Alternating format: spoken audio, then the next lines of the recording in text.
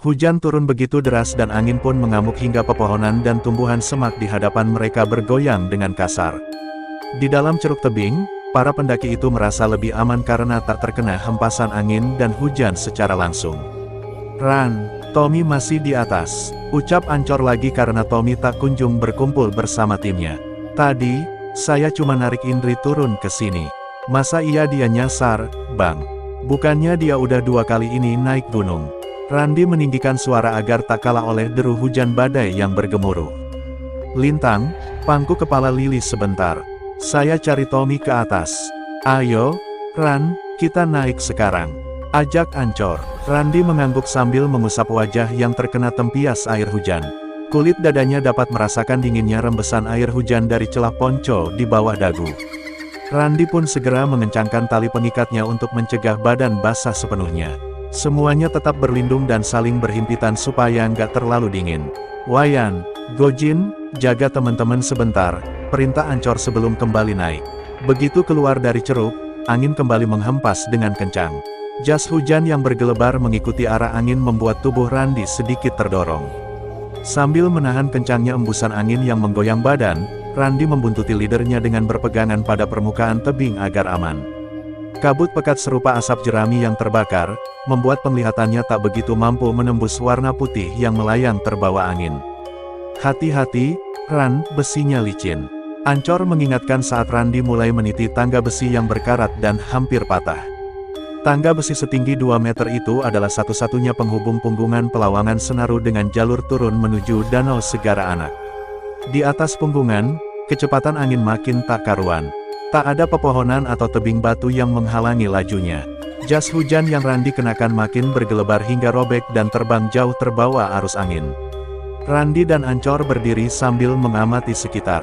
Mereka tak melihat adanya tanda-tanda Tommy di tempat dia berlindung tadi. Hanya ada ilalang yang tersamar kabut, bergoyang kasar tak beraturan. "Tommy, kamu di mana?" Randi berteriak memanggil di tempat terakhir dia melihat Tommy merunduk. Tak ada sahutan, Ancor pun ikut memanggil namanya. Namun, tetap saja tak ada balasan. Suara mereka terenggelam oleh gemuruh badai. "Randi, suara kita mungkin ke bawah angin. Tommy mungkin nggak dengar. Kamu turun panggil Vian sama Gojin. Kita mencar," perintah Ancor. Randi segera menuruti perintah itu dan kembali ke ceruk dengan hati-hati. Awalnya, Wawa dan Lintang menolak ditinggal karena takut, tapi Wayan berusaha menguatkan dan berjanji akan menjaga mereka apapun yang terjadi. Akhirnya, Vian dan Gojin bergerak lalu mereka segera menemui Ancor di atas punggungan. Setelah mereka tiba di atas punggungan, Ancor segera membagi tugas untuk mencari keberadaan Tommy.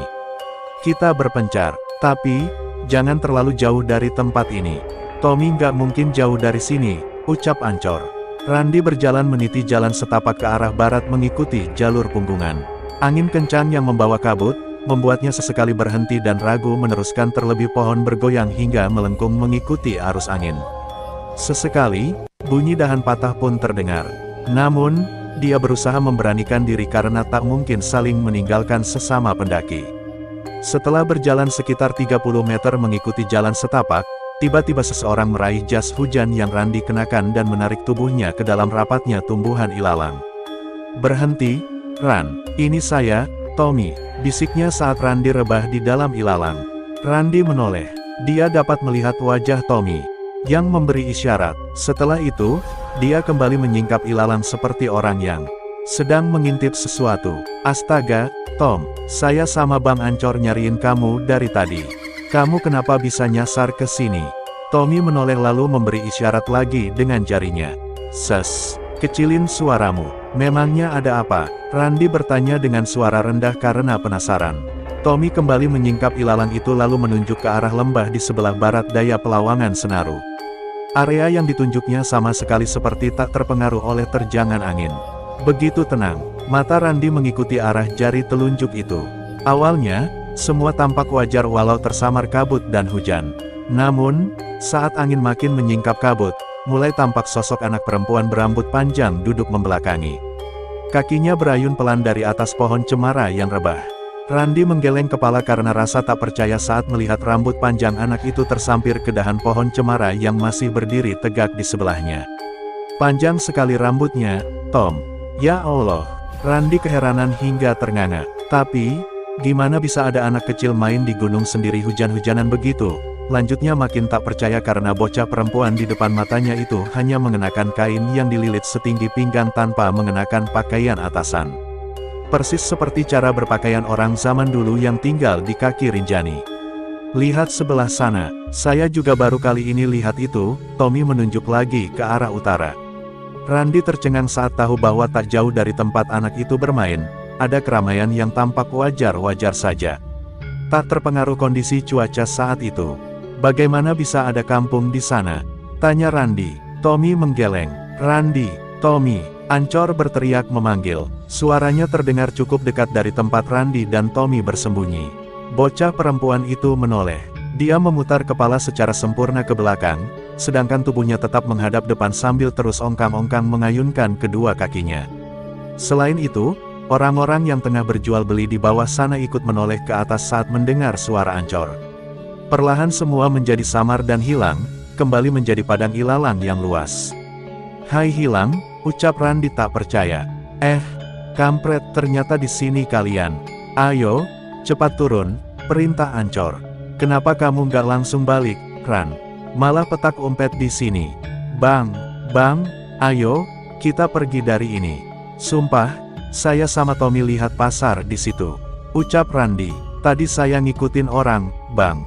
Saya kira itu kalian." "Dia turun ke sana," ucap Tommy bercerita sambil menunjuk pasar yang sekarang sudah lenyap tak berbekas. Tom, kayak kamu tumben naik gunung aja. Itu kan jalur ke hutan di bawah sana." "Iya, Bang, sumpah ada kampung di bawah itu tadi," balas Tommy menceritakan apa yang dia lihat. "Makanya kita harus tetap doa dan fokus. Di alam ini, manusia emang nggak sendiri," ucap Ancor lagi. "Ayo sudah, cepat turun. Udah mau reda kayaknya ini badai," lanjutnya. Sambil berjalan meninggalkan tempat itu, Randy sesekali menoleh ke belakang karena rasa tak percaya dengan apa yang baru saja dilihatnya. "Sudah, Ran, jalannya lihat depan. Di gunung jangan lengah. Jalan landai juga bisa bikin kita celaka." "Iya, Bang." Di dekat tangga, Vian dan Gojin sudah menunggu. Wajah mereka terlihat gelisah. "Bang Ancor, kita lanjut ke danau atau gimana ini? Lily kayaknya sakit. Dia minta pulang terus." "Tapi," ucap Gojin saat kami hendak turun kembali ke ceruk. "Tapi, apa, Gojin?" Randy bertanya. Gojin dan Vian saling melihat.